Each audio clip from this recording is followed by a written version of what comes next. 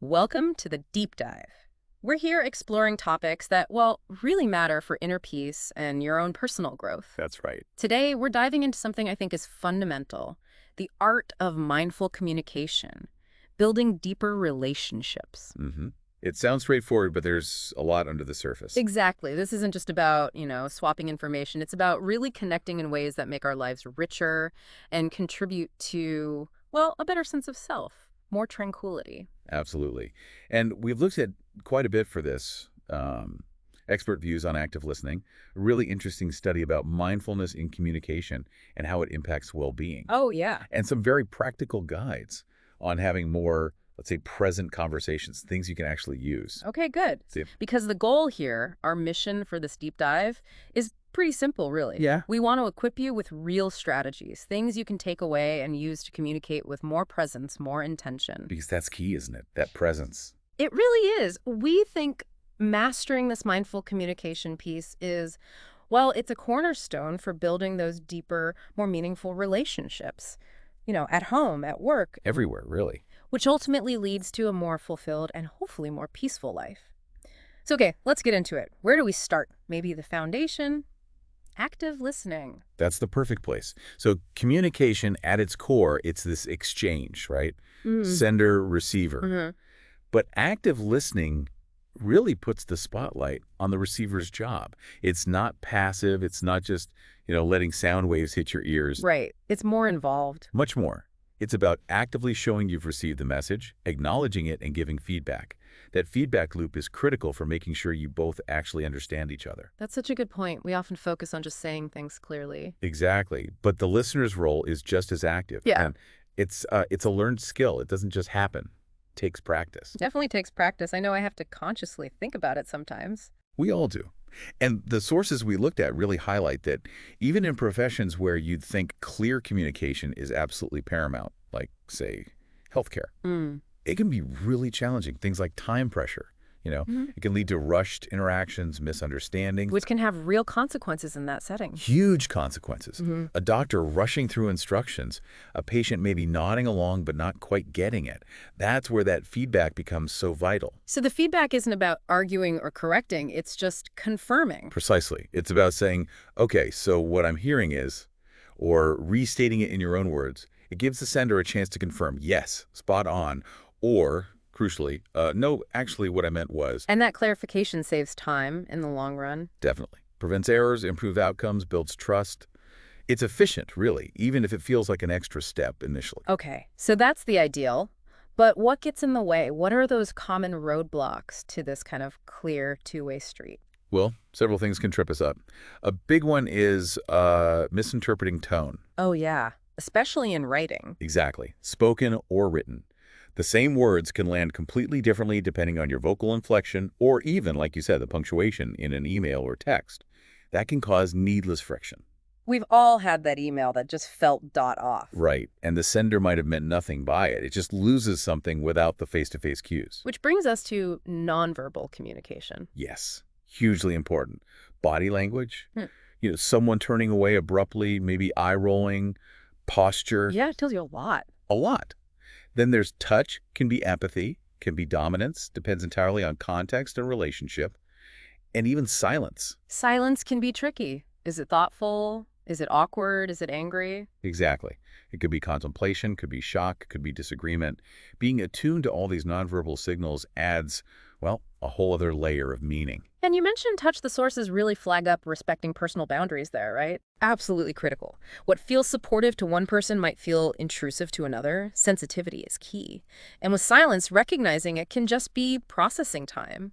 It's not always negative. Okay, so being aware of tone, nonverbals, silence, boundaries. Yeah. That's step one. But how do we actively get better at listening?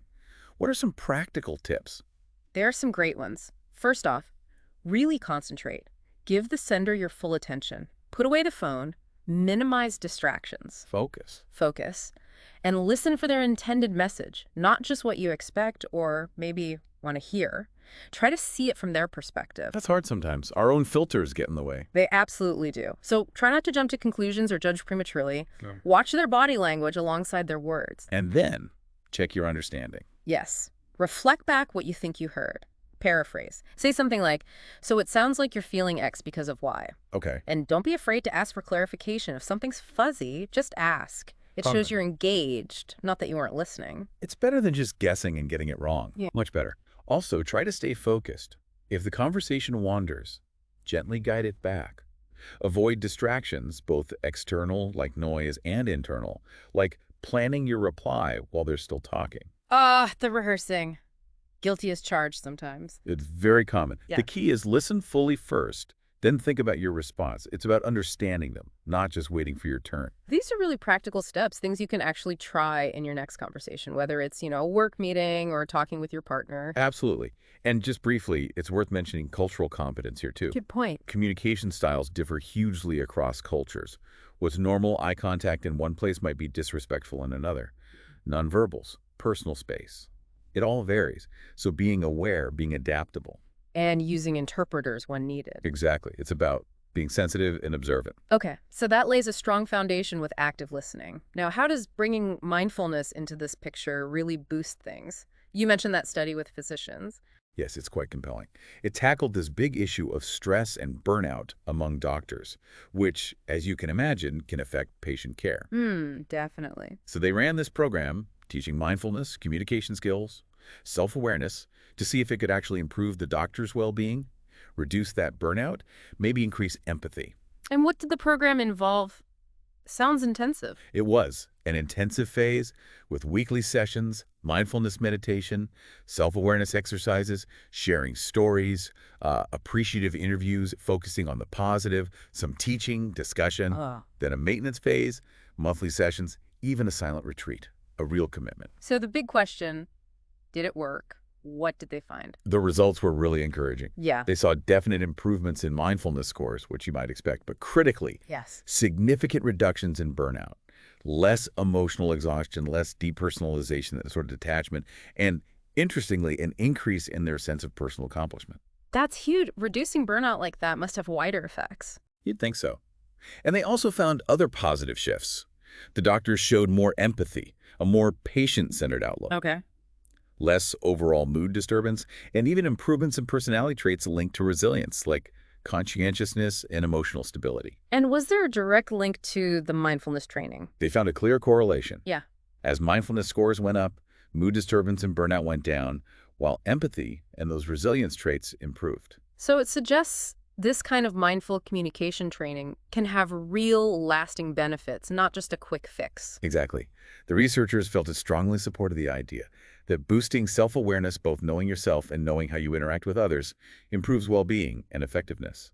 That link between higher mindfulness and lower burnout, better mood, more resilience, it really backs that up. It really paints a picture of how working on our inner state through mindfulness can directly improve our outer interactions, our connections, our compassion. Okay, so that's the research angle. How do we translate this into everyday life? What are some practical things we can all do to be more mindful communicators? Right. Let's get practical. One source talks about having a real conversation, defining it as this active exchange that absolutely requires presence. Real conversation, I like that. Yeah. And they offer 5 key steps for having more, let's say, mindful and artful conversations day to day. Okay, lay it on me. First, be present. Sounds obvious, but really be there with the other person. Mind wandering, not a real exchange. Fully present. Got it. Second, think before you speak. Take that pause. The value you offer is way more important than how fast you respond. Resisting the urge for the quick comeback. Exactly. Third, make yourself heard. Engage them. Say something valuable, something that connects, builds that bridge. Fourth, be relational before being transactional. Focus on the connection first. Let insights flow from that, rather than just trying to get something done or extract information. Show you care. Connection over transaction. I like that. And fifth, enjoy yourself and let go.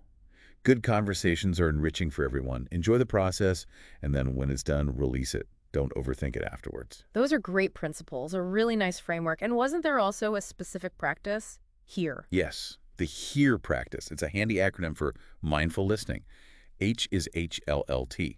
Stop what you're doing, give your full attention. Halt. Okay. E is enjoy. Take a breath. Choose to receive what's being said, even if it's difficult. Find something to appreciate in the exchange. Enjoy the receiving part. A is K. Ask clarifying questions. Don't assume you know. Check your understanding. Greta. And R is reflect it. Feedback what you heard. Summarize it. Show you've taken it in. Halt. Enjoy. Ask. Reflect. Hear. That's really useful. Very memorable. It is. And another source, Mindful Communication. The art of listening and speaking goes even deeper into the elements. Oh, yeah. What does it cover? Well, it breaks down the basics. Messenger, message, recipient, but also the different types of communication. Verbal, the words, nonverbal body language, space, proxemics, touch, haptics, and crucially, paraverbal. That's how you say things. Tone, volume, speed, rhythm. Being aware of your paraverbals is huge in mindful communication. How you say it is as important as what you say. Often more important. This source defines mindful communication as simply applying mindfulness principles, presence, intention, attention, non-judgment, to how we talk and listen. The goal, more presence, more productive conversations. And it talks about specific attitudes to bring to it. Yes, key attitudes, like a beginner's mind being open, curious, not assuming you know it all already. Fresh eyes, fresh ears. Exactly. Non-judgment, noticing your reactions but not letting them rule the interaction. Curiosity, genuinely wanting to understand the other person. And patience, letting things unfold, allowing silence. That beginner's mind one really resonates. We carry so much baggage into conversations sometimes. We do, and it contrasts mindful listening with, the opposite. When your attention's split, you're judging, you're focused on yourself, what you'll say next. Yep. It flags common roadblocks too. Comparing, my story's better, worse. Mind reading, I know what they really think. Rehearsing your response instead of listening. Guilty. And judging. That's a stupid idea. Yeah. We all do them, but noticing is the first step. Absolutely. What about mindful speaking? Key there is awareness.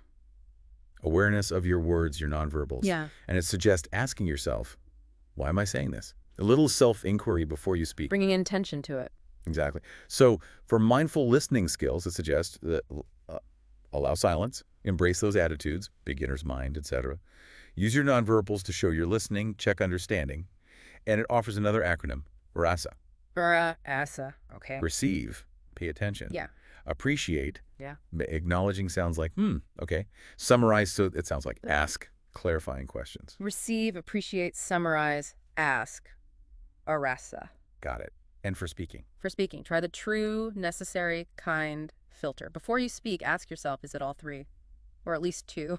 True, necessary, kind. That's a powerful filter. It really is. Also, connect to your intention. Pause and breathe before speaking. Be fully present.